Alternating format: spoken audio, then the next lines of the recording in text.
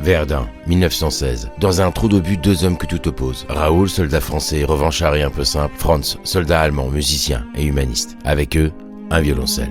Le choix des âmes, c'est une fable humaniste, pleine d'espoir, où deux hommes programmés pour donner le pire d'eux-mêmes vont essayer de donner le meilleur. Après plus de 9 ans de tournée sur 3 continents, Alexis Dessau et Stéphane Titeka, enfin à Paris pour 30 représentations exceptionnelles. Le choix des âmes, théâtre des Gémeaux parisiens, le samedi à 17h, le dimanche à 19h jusqu'au 15 décembre.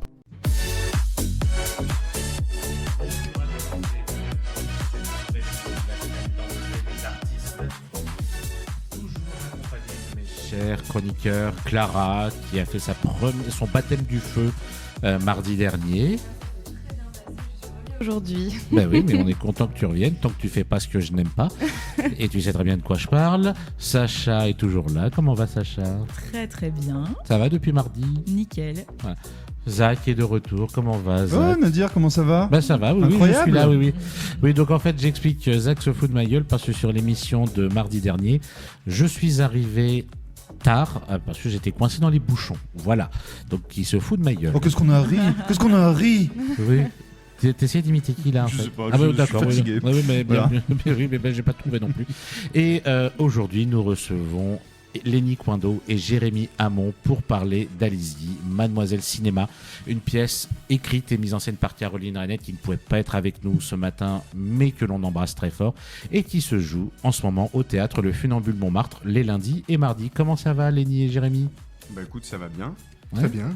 Comment ça va, tout se passe bien au Funambule, la pièce se passe bien. Oui, comment vous allez déjà en fait. La pièce se passe très très bien. On est très heureux de jouer dans ce théâtre où on s'y sent très très bien. Le plateau est absolument parfait pour nous. L'équipe est formidable. Donc voilà, on est très content des différents retours et voilà, et on ne demande qu'à remplir de plus en plus la salle. Voilà. Ouais. Donc pour vous faire un petit résumé, en fait, cette pièce rend hommage, on le dit, à la première femme réalisatrice de cinéma au monde, qui était Alice Guy. Mais on ne parle pas que de ses œuvres, on parle aussi de la femme derrière les œuvres. Est-ce que l'un d'entre vous, Jérémy ou Lenny, voulait faire un petit résumé justement de cette pièce ? On parle donc effectivement, la pièce que Caroline Rennert a écrite raconte la vie d'Alice Guy, donc la toute première réalisatrice des films de fiction. Donc elle va démarrer sa carrière en 1896 au comptoir de la photographie avec comme patron Léon Gaumont, qui va créer par la suite la Gaumont Compagnie qu'on connaîtra tous.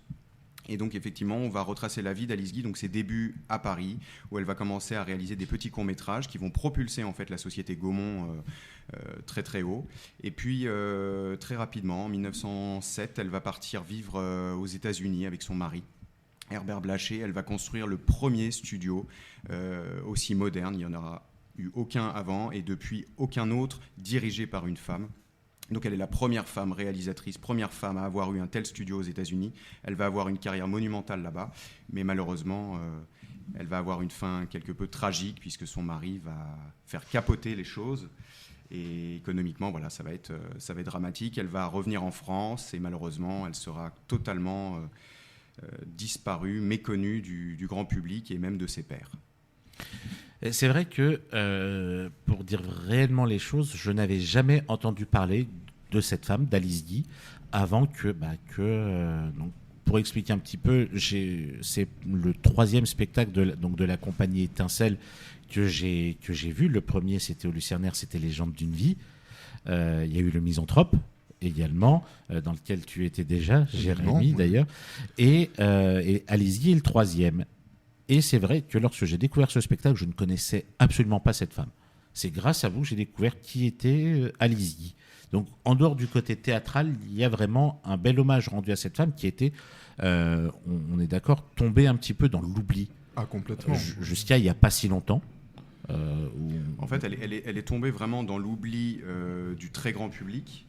Elle n'est pas vraiment tombée dans l'oubli des spécialistes du cinéma, des chercheurs qui continuaient jusqu'à présent de travailler sur elle. En France, malheureusement, avec un regard plutôt négatif, remettant en question son existence, enfin, non pas son existence, mais remettant en question le fait qu'elle ait été la première réalisatrice. Ce qui n'était pas le cas, par exemple, à l'étranger comme au Canada, où des chercheuses se sont toujours accordées pour dire que Alice a bien été la première réalisatrice des films de fiction. Caroline et toute la compagnie ne connaissaient même pas en fait Alice Guy à l'époque. Elle a vu un reportage sur Arte qui parlait de différentes femmes tombées un peu dans l'oubli aujourd'hui, et elle s'est dit mais Alice Guy, c'est un sujet absolument formidable. Et c'est de là que lui est venue l'idée de lire plein de biographies et d'écrire la pièce. Et donc voilà, maintenant ça fait 3 ans et demi qu'on joue cette pièce. Oui, parce que vous avez créé cette pièce, je crois que j'avais assisté même à la première représentation, en période Covid. Oui, tout à fait. Oui, tout à fait. Et à l'issue de la représentation à laquelle tu étais venu, on avait fait le Avignon 2021, qui était effectivement un Avignon dans des conditions compliquées, puisque Covid, donc avec des protocoles sanitaires complexes. Et il nous avait même remis en place à ce moment-là le pass sanitaire. Donc, Il l'avait mis en route à cette époque-là, ouais, je me rappelle, c'était une catastrophe. Ça a flingué ce festival d'ailleurs. Ah, complètement. Et vous deux, Lénie et Jérémy, sur cette pièce, donc Caroline joue Alice Guy, et vous interprétez en fait tous les hommes qui ont traversé sa vie, qui gravitent autour d'elle. Donc par exemple, toi Lénie, tu joues son mari. Alors je joue Herbert Blaché, son mari, je joue Gustave Eiffel, je joue Louis Lumière, et je vais jouer Anatole, qui est un employé d'Alice Guy. Et toi Jérémy? Et moi, je joue son patron, Léon Gaumont, le fondateur de la Gaumont, et Georges Méliès, qui est le père des effets spéciaux, un peu le Georges Lucas de l'époque. Un autre Georges. Un autre Georges. Voilà. Et ce que j'ai beaucoup aimé, moi, dans ce spectacle, donc, que j'ai vu un petit peu évoluer entre la première et je suis revenu voir il n'y a pas longtemps au Funambule, c'est qu'en dehors de rendre hommage à cette femme, de faire découvrir cette femme au grand public, vous faites découvrir aussi aux spectateurs comment en fait a un peu été créé le cinématographe. Avec quels objets, par quelle personne, à quelle époque, de quel pays ça vient et tout. Et c'est ça qui est intelligent. En plus de découvrir cette femme, c'est qu'on découvre vraiment comment le cinéma a existé petit à petit. Et avec une mise en scène créée par Caroline également et des projections d'images que j'ai trouvé vraiment très très belles. Oui, tout à fait. En fait, donc Caroline est l'auteur de la pièce. Nous sommes conjointement commetteurs en scène. Et on avait dans l'idée effectivement de raconter la vie d'Alice Guy, mais d'en profiter pour raconter les débuts du cinéma. Donc c'était l'occasion pour nous de faire un petit historique sur les débuts en fait de la technique cinéma, qui commence très très tôt, qui commence en 1825. Et donc c'est vrai que c'est assez passionnant. Donc on a travaillé, il y a une grosse vidéo qu'on projette dans la pièce qui explique les différentes évolutions techniques. Donc on a travaillé pour cette vidéo avec un vidéaste qui était lui-même passionné de cinéma, de technique, qui avait vraiment une connaissance là-dessus absolument formidable. Donc il nous a fait un très très beau film qui dure, je ne sais même plus combien de temps ça dure, ça doit durer au moins 5-6 minutes dans la scène, donc c'est dans assez la pièce important. Moi je crois que c'est à peu près ça, 5 minutes. Voilà. Mais parce qu'on est parti du postulat que tous les gens qui allaient venir voir la pièce n'allaient pas forcément avoir le même niveau de connaissances techniques. Ah bien sûr, oui. Techniques et même de connaissances tout simplement sur l'histoire du historique, cinéma. Oui. Donc on voulait mettre tout le monde sur un pied d'égalité, donc c'était important pour nous de mettre ça en place, de raconter ça. Et c'est vrai que du coup on en a profité également pour montrer des extraits des films d'Alice Guy, pour faire connaître au public, donner envie au public d'aller chercher par lui-même et de pouvoir en découvrir d'autres. Et depuis que moi j'ai vu votre pièce, j'ai vu énormément de choses apparaître sur Alice Guy. Il y a eu votre pièce d'abord, et après j'ai vu des livres qui sont sortis sur elle. Il y a une bande dessinée également qui raconte vraiment sa vie dans son intégralité. Et la question que je me suis posée, est-ce que c'est pas grâce à votre pièce que maintenant qu'Alice Guy a commencé à être vraiment mise en lumière, parce que toutes ces choses-là sont sorties, je crois, peut-être 6 mois ou 1 an après vos premières représentations, je crois. Il faut rendre à César ce qui est à César. On y a peut-être contribué, mais je pense qu'on n'est pas le point de départ. Le point de départ, c'est que Emmanuelle Gaume, qui est une auteure et réalisatrice, avait préalablement, il y a déjà quelques années, écrit un premier roman. De ce roman, elle en a fait un documentaire avec Alexandra Lamy, qui en est la narratrice. D'accord. Donc ça, c'était un peu avant nous. On sort la pièce, effectivement. Peu de temps après, quasiment, en fait, conjointement, 2021-2022, Qu'a-t-elle évoqué sort la fameuse BD que tout le monde connaît, sur Alice Guy. Et puis, en parallèle, en 2022, il y a cette réalisatrice américaine, Pamela Green, qui va réaliser également un autre documentaire très fournie pour le coup sur Alice Guy, où elle va interroger, enfin elle va tenter, puisque c'est pas évident, de rencontrer la famille américaine, la famille française. Elle a même rencontré également des descendants de Gaumont. Et pour la petite anecdote, on a même eu l'occasion la semaine dernière de dîner avec le petit-fils de Léon Gaumont. Ah, c'est Qui génial. est venu voir la pièce. Ah, génial. Voilà, et qui nous a donné plein d'anecdotes sur la famille Gaumont et sur le grand-père, sur Léon Gaumont. C'est vachement bien, même pour le rôle, de C'était savoir un petit très peu intéressant, très important. Oui, l'historique. Ça nourrit beaucoup. J'imagine tes sorties de scène. Il t'attendait, papy. Non, mais Il y ça, aura c'est- une pièce sur Gaumont maintenant. Ah, sur Léon Gaumont, voilà. Il va revenir à faire papa. Non, il va revenir tout le temps. Non, mais ce qui est génial dans votre pièce, c'est que vraiment, on apprend. Cette fameuse vidéo, justement, que vous avez mis pour parler du cinéma, il y a un côté ludique. J'avais l'impression d'être face à C'est pas sorcier avec Fred et Jamy. Parce que Alice qui découvre les choses. Quel est le personnage qui est en face d'elle qui lui apprend tout ça? C'est Eiffel. C'est Gustave Eiffel. Il y a un côté, voilà, entre Gustave Eiffel et Alice Guy, justement, quand il lui fait découvrir toutes ces choses-là avec ses belles projections, on a un petit côté c'est pas sorcier. C'est-à-dire qu'on la sent amusée d'apprendre ces choses-là, mais comme nous, on est amusés de les apprendre comme on l'était. Je parle pour ceux de ma génération, les plus jeunes ne pouvaient pas connaître. On était amusés d'apprendre de cette manière-là. Et est-ce que depuis maintenant, presque plus de 3 ans maintenant que cette pièce presque 4 existe, ans. presque 4 ans même que cette pièce existe, quel est le retour le plus marquant que vous avez eu autour de cette pièce? Donc en dehors du fait que là, il y a le petit-fils de Léon Gaumont qui est venu vous voir il y a quelques semaines. Alors, le retour le plus marquant qu'on a pu avoir, c'était probablement en tournée. On a rencontré des gens qui venaient avec leurs enfants et des petites filles de 6-10 ans peut-être, qui avaient été émerveillées par ce personnage, par cette femme. Et elles nous ont dit avec leurs mots qu'elles se sentaient véritablement inspirées. Et d'ailleurs, c'était assez drôle de voir que également ces propres mamans-là, elles étaient aussi inspirées. Elles se disent mais c'est fou, on aurait plein de choses à remettre en cause dans nos vies, quoi. En fait, on peut, nous les femmes, on peut faire les choses. On a aussi le droit, c'est possible. Enfin, et j'ai trouvé que c'était très beau. J'ai été très touché de ça. Étant un homme, donc comme quoi, vous voyez, ça n'a rien à voir. Je pense que c'est le plus beau des retours. Enfin, en tout cas, moi, peut-être que toi, tu as eu d'autres. Un peu le même, l'impact sur les enfants était assez intéressant. C'est vrai que c'est une pièce qui fascine beaucoup les enfants. Certains avaient un peu étudié le personnage d'Alice Guy avec leurs instituteurs et institutrices. Mais c'est vrai que d'avoir le retour d'un public plus jeune et d'avoir même toutes les générations, c'était vraiment étonnant. Et c'est vrai que dans ce spectacle, parce que c'est vrai, on parle du côté historique, on parle du côté rendre à César ce qui est à César, mais c'est vrai que on voit beaucoup, et c'est ça qui est aussi très beau dans ce spectacle, le combat de cette femme dans ce milieu qui était exclusivement à cette époque réservé aux hommes. Donc on la voit se battre bec et ongle face à ce monde vraiment masculin, ce monde, on peut dire patriarcal, hein, c'est pas un mot grossier, et de se battre et de vouloir défendre ses valeurs, de vouloir vraiment défendre ce qu'elle avait vraiment envie de faire parce que eux voulaient qu'elle fasse, mais ce qu'elle voulait vraiment faire par amour pour ce qu'elle a découvert en commençant à travailler chez Léon Gaumont. Oui, tout à fait. Mais en fait, ce qui est assez étonnant chez Alice Guy, c'est qu'il n'y a pas de revendication, par exemple, il n'y a pas de revendication féministe. Elle est simplement passionnée par ce qu'elle fait, et à partir de ce moment-là, rien, donc en gros les hommes, ne l'empêchera de faire ce qu'elle aime. Et ceci étant, il n'y a pas de revendication effectivement féministe. Tout dans ses actes prouve que la femme est l'égale de l'homme, mais elle le dit quand même à un moment donné. Si dans certains rôles, elle peut quand même l'attribuer à des femmes, elle le fera plutôt qu'à des hommes. Bien sûr, oui, pour moi, c'est un spectacle qui est fort. Fort parce que, comme on l'a dit, on apprend, on découvre, on est émerveillé. Clairement, on est émerveillé parce que c'est vrai que des films d'Alice Guy, on en connaissait quasiment pas. Je crois que même maintenant, on peut en retrouver beaucoup sur YouTube.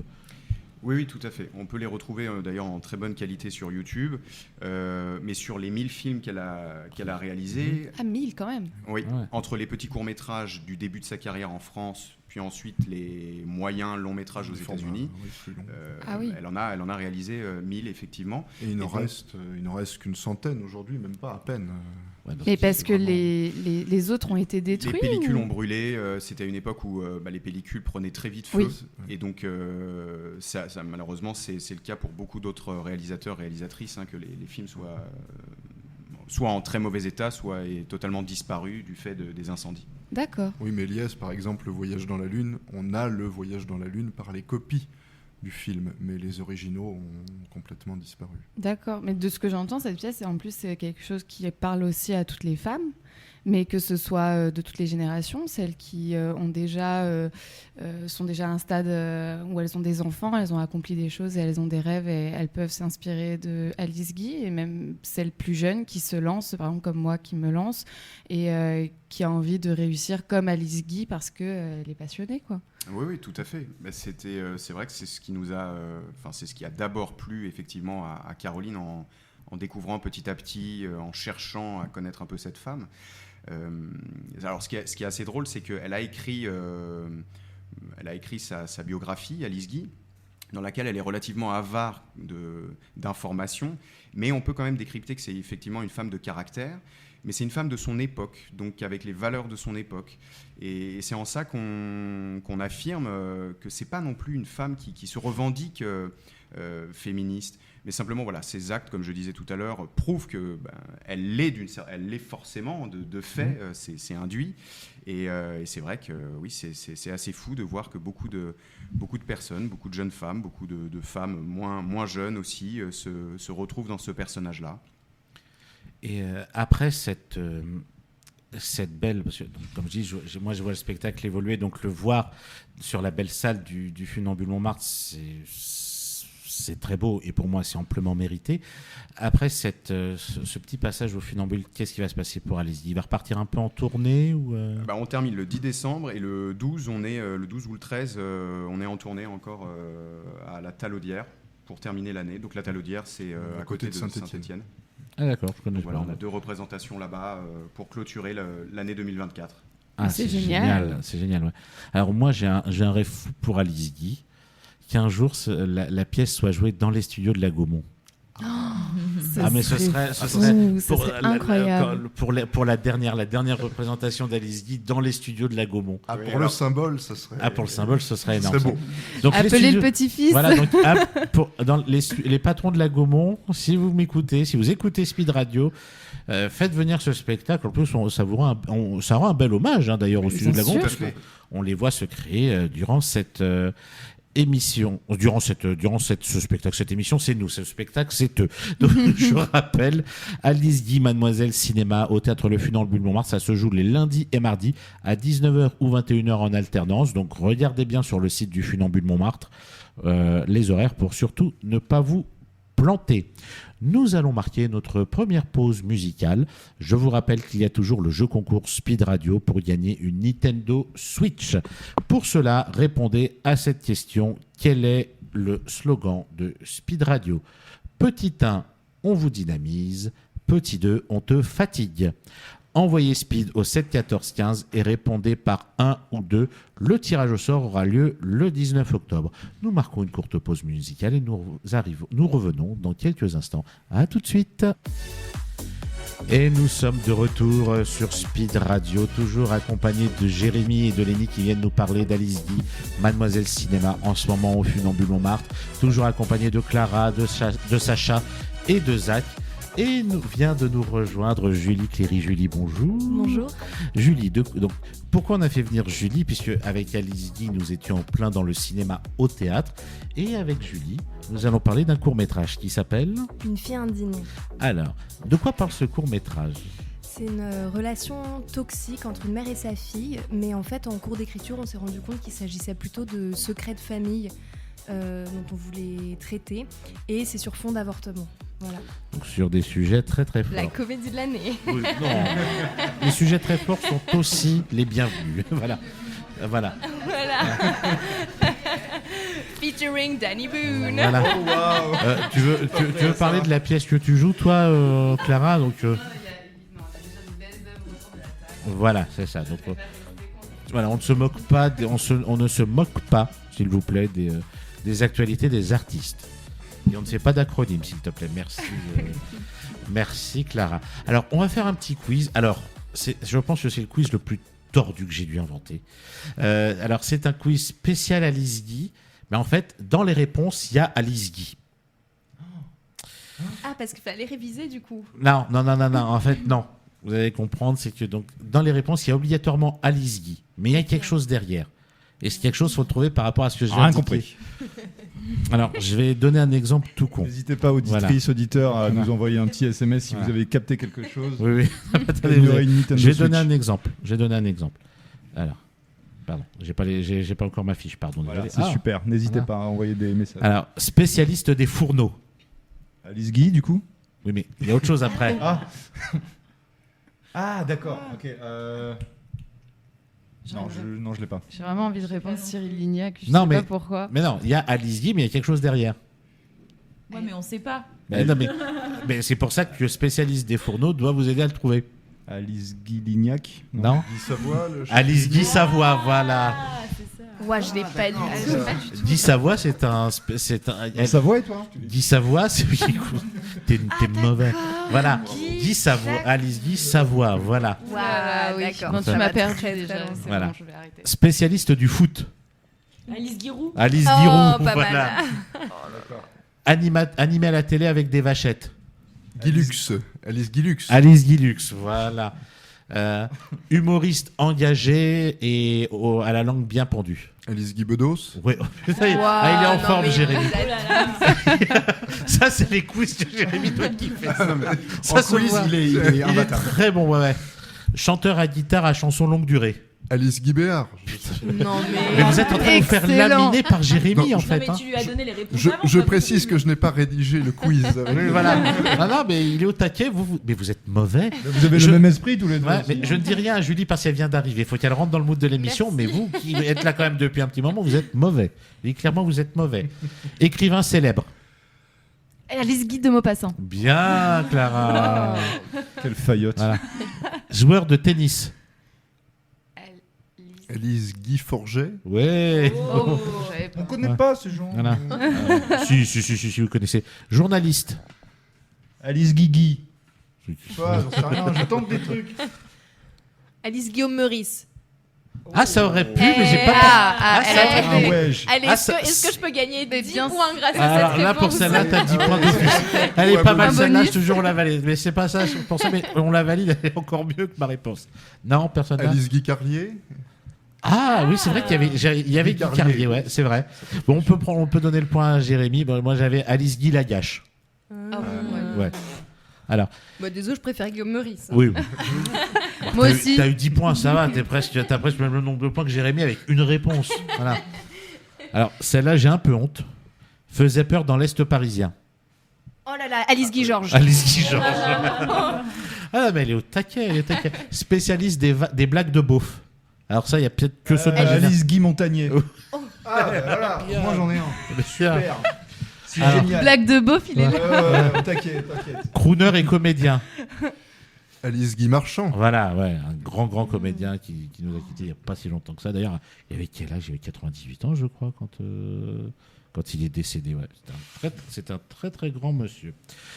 Qu'est-ce qu'il peut... Alors, je vais en trouver d'autres parce que j'ai l'impression qu'on s'éclate avec ce genre de jeu. Non, ça c'est fait. Ah oui, sportif olympique. Alice Guy Marchand, j'avais Léon Marchand en tête, c'est pas du tout ça. Alors, j'ai la réponse. Il a été ministre aussi. Et il a été champion olympique, je crois, en 76 à Montréal. C'est Guy Dru. C'est truqué. C'est truqué. Alice Incroyable. Guidru, ouais. Cette émission est truquée. Non, Alice Teguiriner, sinon, on aurait pu faire. non, Pas ça mal. marche une fois avec Alice Guillaume Meurice. Essaye pas de gratter. Eh, je suis en forme. Julie. Je Oui, crois mais que c'est ça Nagui. va. Alice Nagui. Ah oui, ça aurait pu être ça dans Ah oui. animateur, journaliste, Alice Nagui. Putain, je viens de prendre 20 points supplémentaires. Elle veut tellement gagner la Là, partie. tu vois, elle je a tout. regrette d'avoir invité Julie. Elle est encore plus premier degré que tout le monde sur cette émission. C'est horrible. C'est horrible. Voilà, maintenant j'ai paumé Elle a le. trollé ton game. Voilà. Alors, attends. Alors. Fondateur d'une marque connue. Alors je sais pas, je me rappelle plus de quelle était qu'est-ce que faisait Alice cette mère. Mangui. Est-ce qu'on peut couper le micro de Julie parce que là, sincèrement, elle est arrivée, elle était toute calme, elle est devenue ingérable. Coupez le micro de Julie, je veux plus l'entendre. Attends, Gibert. Alice Guibert.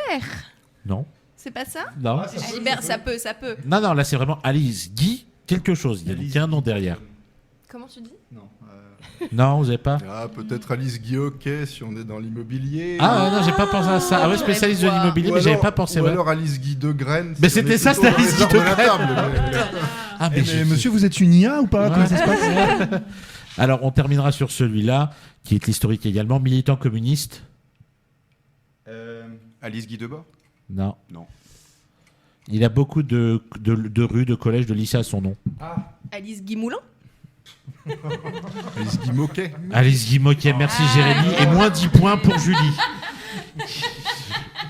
Alors, Guy Moulin, ce personnage. mais il y a des noms que je découvre en fait avec les Guy. Un chef de gouvernement, qui a le même nom qu'une recette d'œuf. Une recette d'œuf. Guy Mollet. Oui, c'est ça, Alice Guy Mollet. Mollet.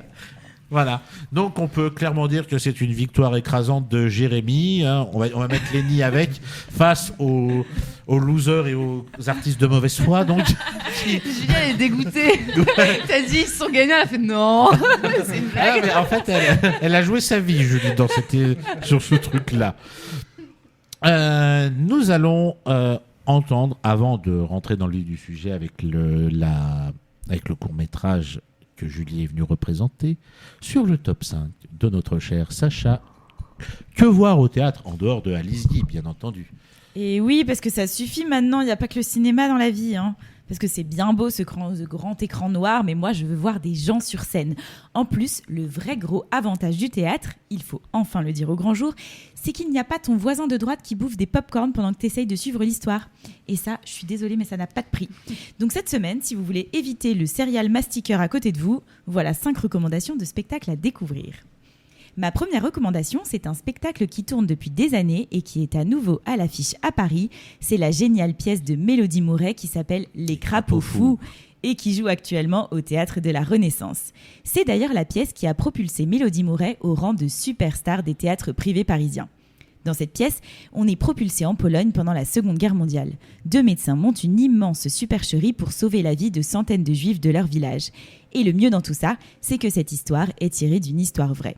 Sur scène, c'est un véritable ballet. 9 comédiens interprètent plus d'une vingtaine de personnages dans une mise en scène au rythme et à la précision dingue. Et il y a d'ailleurs d'excellentes idées de mise en scène pour passer d'un lieu à l'autre en quelques secondes. L'histoire a certes un caractère très dramatique, mais elle est ponctuée d'humour et de beaucoup de fantaisie. Résultat, pour ma part, j'ai ri et j'ai pleuré, et c'est donc un combo gagnant pour Les Crapauds Fous qu'il vous faut aller découvrir de toute urgence si ce n'est pas déjà fait. Ensuite, tant qu'on est dans les spectacles incontournables, j'ai enfin découvert 4211 km, le spectacle qui a remporté en 2024 le Molière du meilleur spectacle de théâtre privé, rien que ça, et qui est à l'affiche à Paris en ce moment au Studio Marigny. Alors 4211 km, pourquoi ? Parce que c'est la distance entre Téhéran et Paris, celle qu'ont parcouru les parents de Yalda, l'héroïne de ce spectacle, pour se réfugier en France après la révolution iranienne. Et dans ce spectacle, c'est Yalda elle-même qui nous conte l'histoire de ses parents, leur combat, mais aussi le sien pour trouver sa place dans la société française, alors qu'elle se sent, excusez-moi l'expression, le cul entre deux chaises. Et c'est vrai que c'est un spectacle très touchant et surtout très humain. Ici aussi, ce sont 6 comédiens qui incarnent tous les personnages de cette histoire et ils évoluent dans un superbe décor, une sorte de toile de fond de laquelle s'échappe de la terre noire. Ce décor qui devient alors le théâtre des émotions des personnages qui rejaillissent sur nous, évidemment. C'est très bien écrit, très bien mis en scène, avec des moments chorégraphiés très esthétiques, et ça se déguste comme une bonne pâtisserie, miam. Pour ma 3e recommandation, j'ai envie de changer un peu et de vous parler d'un spectacle d'improvisation d'une compagnie que j'adore et qui s'appelle les EUX. Et depuis quelques mois, ils jouent un nouveau spectacle à Paris qui s'appelle Chaos et que vous pouvez retrouver au studio des Champs-Élysées. Cette fois-ci, le concept du spectacle tourne autour de la notion de chaos, c'est-à-dire un bordel organisé où tout finit par prendre son sens malgré les apparences. C'est évidemment une pièce 100% improvisée où le public a son rôle à jouer, mais je ne vous dis pas comment, évidemment. Ce qui est bien avec ce spectacle et cette troupe d'impro en général, c'est que même si vous n'êtes pas particulièrement fan d'impro, ils vont vous emmener dans leur univers et surtout vous faire rire, car ils sont très très drôles, ils arrivent à créer d'incroyables situations et personnages avec n'importe quelle suggestion du public, et moi je trouve ça fascinant. En plus, ils se connaissent tellement bien qu'on les voit se fixer des défis sur scène, s'amuser entre eux, et cette joie est complètement communicative. C'est vraiment un spectacle feel good que je recommande pour une soirée de rire et de détente. Dans un tout autre style, ma 4e recommandation est un seul en scène instructif qui s'appelle Le Radeau de la Méduse, que vous pouvez découvrir à Paris à la Comédie Bastille, après avoir cartonné cet été au Festival d'Avignon. Alors ce spectacle, comme son nom l'indique, est dédié au tableau de Géricault, Le Radeau de la Méduse, que vous avez peut-être déjà aperçu au musée du Louvre. Donc, on a affaire à une conférencière qui vient parler à son public de ce tableau. Mais la particularité, c'est que cette conférencière est déjantée, ce qui rend le spectacle très drôle, en plus d'être instructif. Car vous allez être abreuvé d'anecdotes sur ce tableau qu'on connaît tous, mais qui finalement est plein de mystères. Vous allez en apprendre plus sur le contexte de l'époque, mais aussi sur son peintre, sa technique et tout un tas d'autres choses. Ça dure 1 heure et on ne voit pas le temps passer, alors ayez la curiosité d'aller découvrir ce spectacle drôle et loin d'être idiot, parce que le théâtre, ça peut aussi servir à apprendre des choses. Et ma dernière recommandation du jour est également un seul en scène qui se joue actuellement à la Scala à Paris et qui s'appelle Le Premier Sexe. C'est un spectacle qui parle de l'injonction à la virilité à travers l'histoire d'un homme qui s'interroge sur la masculinité. Pour ce faire, le brillant comédien Michael Delis interprète une multitude de personnages avec beaucoup d'humour et aussi beaucoup d'émotion, car on s'attache très rapidement à cet homme qui n'a qu'un seul but, vivre sa vie comme il l'entend. D'ailleurs, le personnage ne mâche pas ses mots, mais le spectacle n'est pas vulgaire pour autant. Côté mise en scène, la scène n'est vêtue que d'un simple tabouret et le comédien joue avec une sorte de tissu blanc qui lui permet de passer d'un personnage à un autre en un clin d'œil. C'est une idée très astucieuse qui marche très très bien, en plus de lui permettre d'aller boire des coups assez rapidement à l'issue de la représentation vu qu'il n'a rien arrangé. Moi, j'ai été très impressionnée par le talent de Michael Delis et par l'humanité qui se dégage de ce spectacle qui m'a fait beaucoup rire. Alors je vous encourage à aller le découvrir vous aussi. Et ben voilà, c'est quand même mieux qu'un sachet de popcorn tout ça, non ? Merci beaucoup Sacha.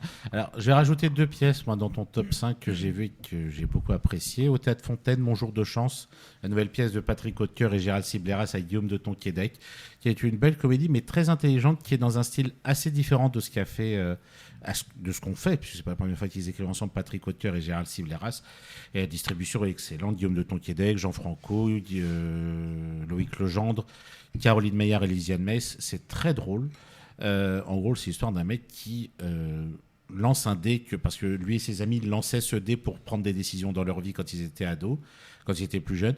Et un jour, ils ont 40 balais passés. Ce mec n'aime pas sa vie. Il retrouve ce dé chez ses amis. Il lance ce dé par hasard. En lançant ce dé, il se retrouve dans une autre réalité de sa vie où il n'est plus marié à cette femme-là, mais il est marié à l'autre. Et en fait, il n'aime pas cette vie, donc il va relancer le dé à plusieurs reprises. Donc il revit la même scène, mais soit donc il est marié à une autre, soit il n'est pas marié du tout, soit il est en couple avec l'un des mecs, soit il est même mort. Voilà. Et c'est ça qui est très drôle et c'est interprété par Guillaume de Tonquédec qui est excellent. Je vous le conseille. Donc c'est une belle comédie et un thriller drôle que j'ai vu ce week-end à Paris. C'est ADN au Théâtre Michel. Ah, alors c'est bien. La pièce écrite par Caroline Amier et Flavie Péan. C'est très intéressant. On ne sait pas où ça part. L'idée de départ, c'est un type qui vient d'avoir un enfant. Et à l'hôpital, on lui dit, après avoir fait des examens pour voir la santé de son fils, on lui dit vous n'êtes pas le père de votre fils, vous êtes son oncle. Donc ça veut dire qu'en gros, que le fils de son père, c'est son frère, mais il n'a pas de frère. Donc il va aller interroger sa mère, qui lui dit rien, et quand il va vouloir pousser sa mère à dire une vérité, elle va être retrouvée assassinée. Et on va croire qu'il est l'assassin de sa mère. Donc c'est un peu comme une sorte de fugitif. Le film culte, mais d'une manière très très drôle. Les comédiens sont très très bons et c'est vraiment, on est vraiment plus projeté dedans. Il n'y a pas, parce que ça se passe même autour de nous dans la salle. Voilà. Donc on passe d'un hôpital de luxe à une église évangéliste, à une galerie de peinture, à plein d'endroits comme ça. Et on ne s'attend pas du tout à la fin. Je le dis ouvertement. Restons donc, puisque on a parlé théâtre, maintenant revenons au cinéma avec Une fille indigne. Alors, Julie, voilà, dis-nous-en un petit peu plus sur ce court-métrage. Combien de personnages principaux en fait y a-t-il sur ce... Je sais pas si on peut considérer le père comme un personnage principal, mais finalement c'est lui qui se démarque beaucoup par son absence. Donc mais l'histoire s'articule vraiment autour de cette relation mère-fille. Donc c'est Hélène Babu qui jouait le rôle de la mère et Thibaut de Montalembert qui joue le rôle du père. Mais la relation s'articule vraiment entre Hélène et moi qui joue donc le personnage. Oui, si, on peut dire que le personnage principal, c'est quand même moi. Je suis comédienne à la base, donc je m'écris quand même mes propres rôles. On va pas se mentir. Ça y est, le premier degré est revenu quand pendant le quiz, on la tient plus. Mais quel ego, enfin. Voilà. Les comédiennes. Ouais. C'est le cinéma, ça donne des égos titanesques. Comment t'es venue donc tu es la scénariste de ce projet en plus. Co-scénariste avec Guillaume Desjardins qui a réalisé le film. Voilà. Et combien de temps il a fallu vraiment entre les premières lignes écrites et le final de ce court-métrage à peu près? Si on prend en compte les premières lignes, la première fausse route écrite, parce qu'au début on a fait complètement fausse route pendant 1 an, on a mis en tout, je dirais 1 an et demi à l'écrire. Je me souviens plus exactement des timings, peut-être 2 ans. Mais on a passé 1 an en fait à faire complètement fausse route. Au début, je pensais que je voulais traiter de l'avortement. Et on commençait à écrire là-dessus. Et en fait, pour moi, c'était la question de savoir si c'est bien ou mal d'avorter ne se pose même pas. Enfin, je veux dire, on n'était pas dans un truc militant. Pour moi, la question ne devrait même pas se poser. Et c'était pas là-dedans que je voulais aller. Et en fait, au bout d'1 an et de pas mal de retours, il y a un réalisateur scénariste qui s'appelle Benjamin Parent, à qui j'ai raconté l'histoire. Et il me dit « Ok, mais qu'est-ce qui te touche, toi, exactement ?» Et là, je commence à fondre en larmes et on part en 2 heures de thérapie où je parle de ma mère et de ma relation à ma mère. Et il me dit « C'est ça que tu veux raconter ?» Et après, ça a été... On a laissé reposer l'histoire pendant un bon 6 mois. On n'y a pas touché. Et après, on est reparti d'une page complètement blanche. Et après, on a mis 6 mois à le réécrire. Et la dernière version, on l'a pondue en 3 semaines parce qu'en fait, on s'était dit là, il nous faut une deadline, il faut qu'on pose nos dates. On a vu les disponibilités avec les comédiens, comédiennes, les lieux, tout ça. Et on s'est démerdé pour pondre une dernière version en 3 semaines. Et puis, boum, il y a là, quoi. Voilà.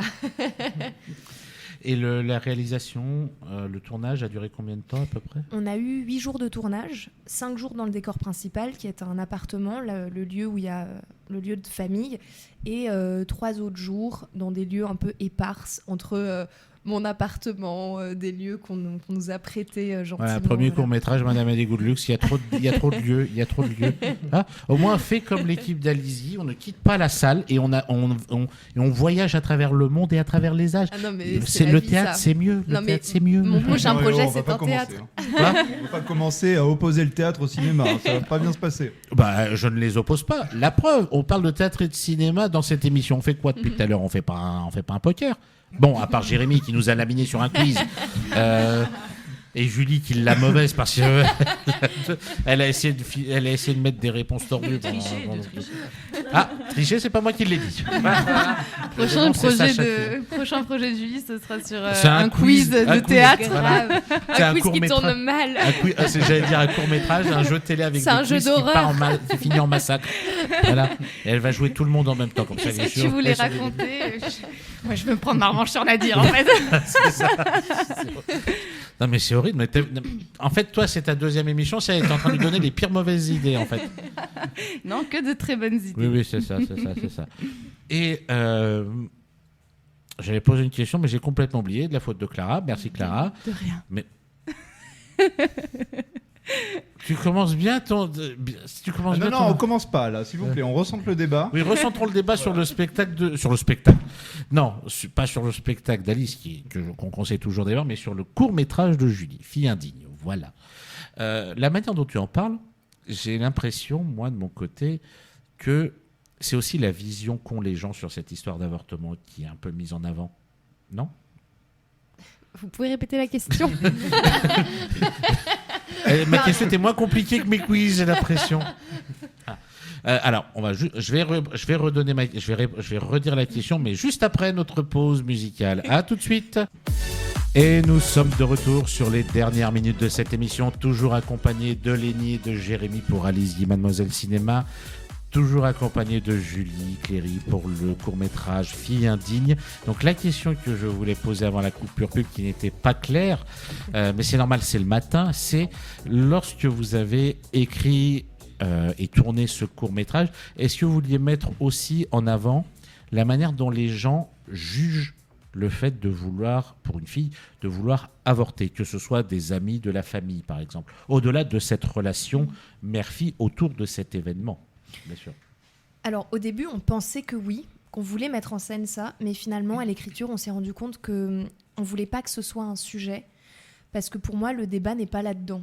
Pour moi, une femme doit pouvoir disposer de son corps. C'est bien sûr. On voulait pas mettre en scène des gens qui pouvaient avoir un avis là-dessus, parce que leur avis, pour moi, ne tient pas la route, tout simplement. Et ces gens-là, je leur dis, allez vous faire cuire le cul, tout simplement. Car vous ne faites pas l'expérience de vie dans le corps d'une femme, donc vous n'avez pas votre mot à dire.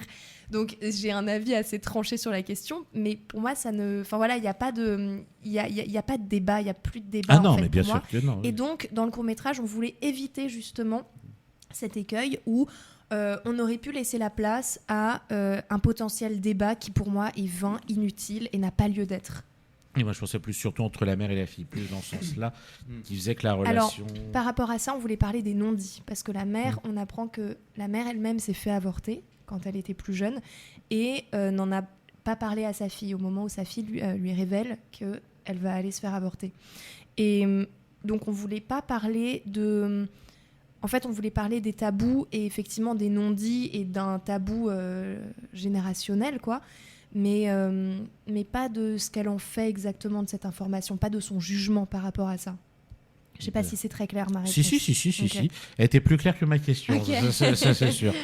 Et pour parler aussi, puis on t'a posé quelques questions, mais pour parler de ton court-métrage, Une fille indigne, que tu as co-scénarisé, je reprécise, qui de mieux que notre cher spécialiste en caméra, grand écran, petit écran, Zach, pour en dire quelques mots. Zach, le micro est tatoué. Oui, bonjour. Je sais pas pourquoi je prends une voix de. On Georges était sur Méliès, Guilux mais- tout à l'heure, on était sur Guilux tout à l'heure, c'est peut-être ça. Chères auditrices et auditeurs, nous allons parler cinématographe. Non, Faites gaffe, quand il est parti, il peut plus s'arrêter lui. On a dit effectivement beaucoup de choses sur ce court métrage et je vous encourage à le découvrir. Il est dispo sur YouTube gratuitement. Donc c'est un court métrage, on ne peut pas trop en dévoiler, mais moi personnellement, il m'a vraiment bouleversé. Je te l'ai dit et je le répète. Je pense que c'est un film très très important. Il y a beaucoup d'histoires où on présente le cocon familial comme le lieu d'oppression qui n'est pas censé être. Mais ce sont sans doute des schémas relationnels, comme celui du couple d'ailleurs, où peuvent s'exercer quotidiennement une manipulation qui ne dit pas son nom et qui finalement peuvent conditionner des catharsis. Et dans le meilleur des cas, comme ici avec la volonté de Julie de raconter de façon crue et pourtant très douce, paradoxalement, comment un événement censé au départ rassembler et souder des liens va au contraire ouvrir des plaies béantes sur l'amour conditionnel de cette famille. Donc on l'a dit, c'est Hélène Babu qui joue le rôle de cette mère. Elle est juste incroyable de justesse, de magnétisme. Il y a le tout dernier plan du film sur Hélène Babu qui lui offre une double lecture qui est bouleversante et qui ouvre de nouveaux points de réflexion sur les pathologies cognitives, je trouve. J'aimerais aussi citer Thibaut de Montalembert qui joue le père, et quand on l'a découvert dans la série 10%, le voir ici dans un contre-emploi total permet de se rendre compte d'à quel point c'est un acteur merveilleux. Ce qu'il se passe dans ses yeux traduit ce qu'il ne se passe plus dans son cœur. Quant à toi, Julie, c'est tout simplement la découverte d'une très grande scénariste comédienne qui va, je suis sûr, faire beaucoup de bien à l'industrie du cinéma français. Et j'aimerais juste rappeler quelques petits chiffres sur le cinéma français, justement, où on comptabilise aujourd'hui 25% de réalisatrices en France et 14% aux États-Unis. Donc on parlait d'Alice Guy. Je crois que le premier film, c'était 1896. Et il a fallu attendre 1975 avec Lina Wertmüller pour qu'une première réalisatrice soit nommée aux Oscars. Voilà. Ensuite, la première femme à recevoir l'Oscar de la meilleure réalisation, c'est Catherine Bigelow en 2010. Et Toni Marshall avec Vénus Beauté en 2000, qui est la première femme à avoir un César, la seule jusqu'à Justine Triet avec Anatomie d'une chute. Donc il y a énormément d'écart à chaque fois entre les femmes réalisatrices qui obtiennent des récompenses. Et on a le temps pour terminer par un petit quiz, vite fait. C'est le test de Bechdel. Je ne sais pas si vous avez entendu parler de ce test. Du tout. Donc, c'est un test issu d'une bande dessinée d'Alison Bechdel qui a été publiée en 1985 et qui vise à mettre en évidence la surreprésentation des protagonistes masculins dans les fictions. Et donc, ce test propose 3 règles à respecter. 1, au moins 2 personnages féminins qui ont un prénom. 2, ces 2 personnages féminins doivent parler ensemble. Et 3, ces 2 personnages féminins doivent parler ensemble autre chose que d'un homme. Voilà, c'est OK ? Ok. Ouais. Bon. Ok. Alors, quels sont les films qui remplissent le test de Bechdel ? Vous me dites oui ou non à chaque fois. Le labyrinthe de Pan. Pas vu. Pas vu. Super. Là, il y a trop de culture. Non, je l'ai vu, mais j'ai pas le souvenir. Dans le doute, je vais dire oui, peut-être. Oui. Oppenheimer. Non. Non. Le voyage de Chihiro. Oui. Oui. Oui. Oui. Psychose de Hitchcock. Non. Non. Non. Star Wars. Non. Non. Non. Très bien. 2001, l'Odyssée de l'espace. Non plus. J'aurais tendance à dire non. J'aurais dit peut-être, moi. Non. Non. Kill Bill. Oui. Oui. Mm. Ok. Fight Club. Non. Non. Non. Intouchable. Non. Non. Eyes Wide Shut. Non. Non. Oui. Ah ouais? Ouais, absolument. C'est surprenant, mais oui. Avatar.